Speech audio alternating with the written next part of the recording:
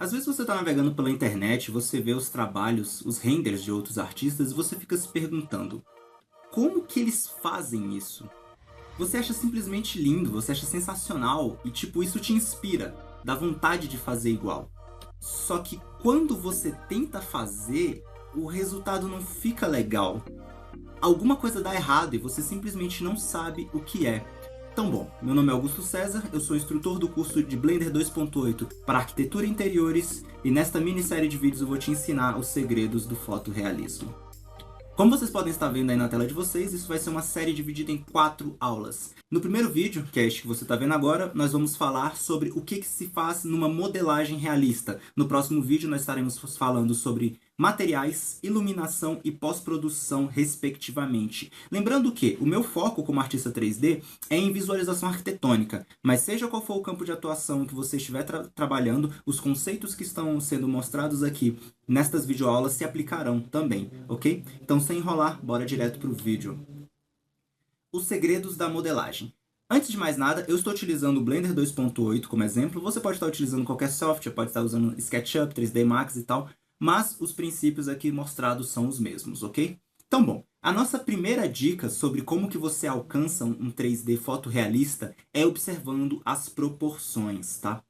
Os objetos no mundo real têm tamanhos corretos. Por exemplo, a altura de uma porta é 2,10, então a altura do peitoril de uma janela pode variar entre 80 centímetros e 1 metro. Então você tem que ficar atento a isso. Quando os objetos estão desproporcionais em uma cena, você sente que algo está errado. Automaticamente você sente que a imagem está esquisita, que ela está feia.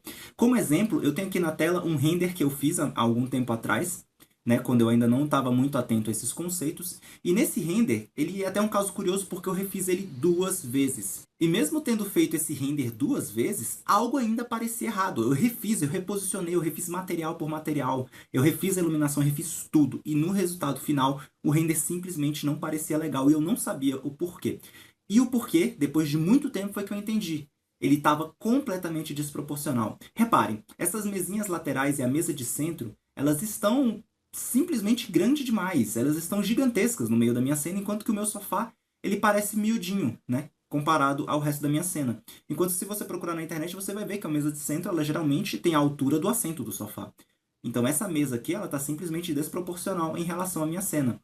Você pode ver também que ela é tão grande que as cadeiras aqui do lado não combinam com ela. Parece que você pode puxar essa cadeira aqui, que essa cadeira vai ter a mesma altura da mesa de centro, o que não faz o menor sentido, tá? Então a primeira coisa que você tem que ficar atento é proporções. Se o objeto tem 45 centímetros, coloque ele com 45 centímetros. Se ele tem 2,10 metros, coloque com 2,10. Se o pé direito é um pé direito duplo de 4,5 metros, faça 4,5 metros. Seja meticuloso com as proporções, principalmente se você estiver trabalhando com visualização arquitetônica. A segunda coisa que uma modelagem fotorrealista precisa é de bordas arredondadas. No mundo real, não existem bordas quadradas, ou seja, não existe uma borda 100% fina onde você cortaria o dedo nessa borda, de tão sharp que ela é.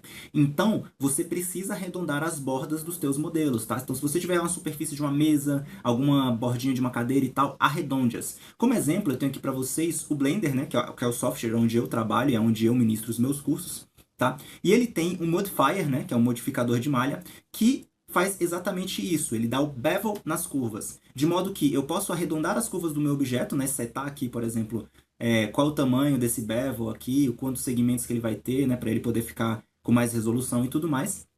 E mesmo assim eu posso continuar modelando o meu objeto como se ele fosse um objeto 100% quadrado, né? Ou seja, é um workflow de modelagem não destrutivo. Diferente do workflow de um addon que tem no SketchUp chamado Round Corners, por exemplo, né? Esse addon, ele modifica completamente a tua malha, você aplica, e depois que você aplicou, você vai ter que trabalhar ali com aquelas bordas, e qualquer operação que você tiver que fazer vai ser muito mais difícil. Por quê? Porque ele trabalha de forma destrutiva, né? Enquanto que os modifiers do Blender não, eles trabalham de formas não destrutivas, tá?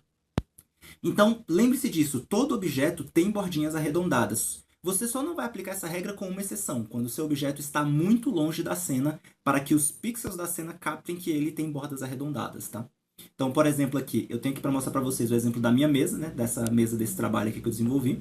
Que, como você pode ver, ele tem bordinhas arredondadas aqui no canto, né? Então, aqui no canto ele tem essas bordinhas arredondadas. Enquanto que aqui eu desliguei o modifier, né? De bevel para que vocês visualizem como que ele fica, né? Ele fica bem mais chapado. E quando você vê o resultado final, ó, as bordas arredondadas deixam o render muito mais realista, né? Você bate o olho e você se impressiona muito mais, falando, caramba, parece um objeto de verdade. E ele parece objeto de verdade exatamente porque ele obedece uma regra dos objetos de verdade.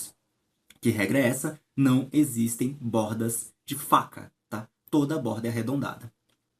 A terceira coisa que é preciso deixar muito claro é que vocês precisam utilizar referências, tá? Eu vou apagar minha cara por um minutinho, né? Só para dar os créditos para esse artista 3D, que foi o artista que compôs essa cena que você tá vendo aí na tua cena. Pronto, voltei. E, como eu disse, usem referências. Essa foto aqui que eu estou mostrando para vocês é o render, né? Mostrando como é o render e como que é a foto real. O artista aqui, ele claramente teve o cuidado de saber qual era a direção do sol e tudo mais para poder fazer esse render, né? Então ele teve como referência qual material que seria utilizado na foto final, esse material de madeira. Qual material que seria utilizado na janela, outro material de madeira. Vocês veem que ele está levemente diferente, né? Mas no final das contas o material ainda entrega uma veracidade no teu trabalho, né? Aqui embaixo no chão, né, isso aqui eu já discordo, eu acho que não tá legal, que o cara ele fez o chão aqui com um displacement ou um bump map aqui bem, né, bem meia boca. Acho que ele poderia ter feito esse displacement aqui de uma forma um pouco mais legal, né, para ele ficar um pouco mais volumoso. Mas mesmo assim era um detalhe pequeno, né? Você vê o tiling da textura, mas não faz tanta diferença assim no resultado final, né?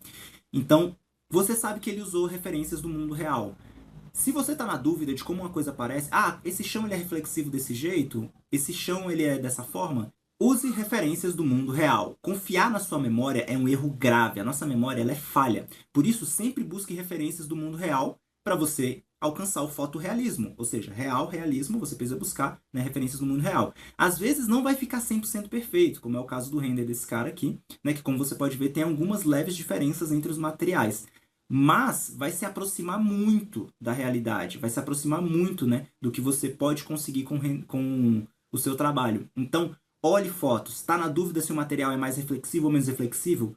Procura no Google. Está na dúvida se esse material ele é maior ou menor? Procura no do Google. Tá na dúvida se é verde claro, verde escuro, se é azul? Procura no Google, tá? Fique atento a isso. Mais uma coisa que você tem que ficar atento nas suas modelagens é entenda a estrutura do que você está fazendo, tá? Se você é um artista que desenha personagens, né, que faz a modelagem 3D de personagens, você precisa entender a anatomia, você precisa entender como os músculos funcionam, estrutura facial e etc.